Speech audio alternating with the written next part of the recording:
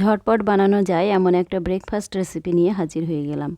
বাড়িতে যদি ডিম আর পাউরুটি থাকে তাহলে আর সকাল বিকালে নাস্তা তৈরি করতে একদমই চিন্তা করতে হবে না। এই নাস্তাটা বানাতে কোনো ঝামেলাই নেই, আর বাইরে থেকে কিছু কিনেও আনতে হবে না। মাত্র 10 মিনিট সময় হাতে থাকলে নাস্তাটি হয়ে যাবে হেলদি আর খুবই টেস্টি। আর এই টেস্টি রেসিপিটা বানানোর জন্য 4 পিস স্লাইস পাউরুটি নিয়েছি। পাউরুটির চারিদিকের ব্রাউন অংশগুলো কেটে বাদ দিয়ে দিতে হবে। যেহেতু এটা একটা হেলদি রেসিপি, আপনারা চাইলে বাচ্চাদের টিফিনে দিতে পারেন। আর শুধু বাচ্চা কেন, ছোট বড় সবাই খুব তৃপ্তি করে খেয়ে নেবে।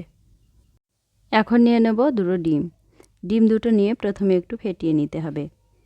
আমি দুটো ডিম দিয়ে নাস্তাটা বানাচ্ছি, আপনারা একটা ডিম দিয়েও বানিয়ে নিতে পারেন। ডিমটা ফেটিয়ে নেওয়া হয়ে গেলে এর সাথে দিয়ে দেব 1 টেবিল চামচ গুঁড়ো চিনি আর 1 কাপ দুধ। দুধটা আগে থেকে জাল দিয়ে ঠান্ডা করে নিয়েছি। আর গুঁড়ো চিনিটা না থাকলে নর্মাল চিনি ব্যবহার করতে পারেন। টেস্টটা বাড়ানোর জন্য এখানে 1 চিমটি গরম মশলার গুঁড়ো ব্যবহার করতে পারেন। ডিম দুধের মিশ্রণটা খুব সুন্দরভাবে রেডি করে নিয়েছি। এখন যে ব্রেডগুলো সাইজ করে কেটে রেখেছিলাম ওখান থেকে 2 পিস ব্রেড নিয়ে ডিম দুধের মিশ্রণে ডুবিয়ে দিয়েছি। উল্টে পাল্টে ব্রেডগুলো ভিজিয়ে নিতে হবে। আর এই কাজটা খুব দ্রুত করতে হবে, কারণ ব্রেডটা খুবই সফট হয়ে গেছে। পাউরুটির পিসগুলো ডিম দুধের মিশ্রণে ভালো করে ভিজিয়ে নেওয়া হয়ে গেলে তুলে নেব। আর একইভাবে বাকি 2 পিস পাউরুটিও মিশ্রণে দিয়ে দিয়েছি, আর এগুলোও ভালো করে ভিজিয়ে নিচ্ছি। পাউরুটিগুলো ভেজানো হয়ে গেলে খুবই সফট হয়ে যাবে। এখন এই পাউরুটিগুলো তুলে নেব। এখন আগে থেকে যে 2 পিস পাউরুটি ভিজিয়ে নিয়েছি একসাথে সেট করে নেব।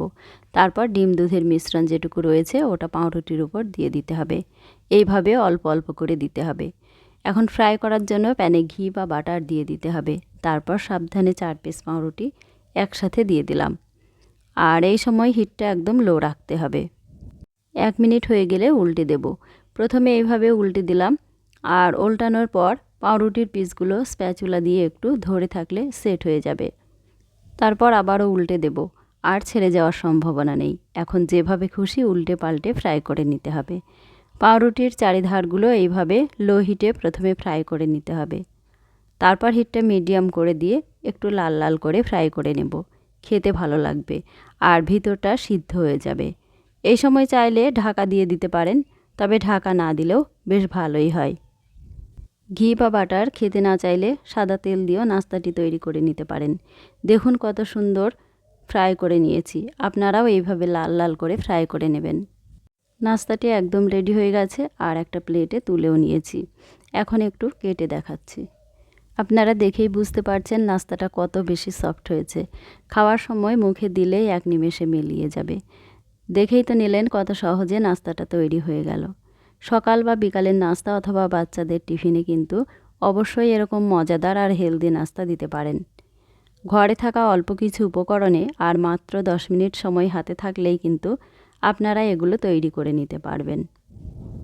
রেসিপিটা ভালো লাগলে চ্যানেলটা সাবস্ক্রাইব করে পাশে থাকার অনুরোধ রইল। ধন্যবাদ।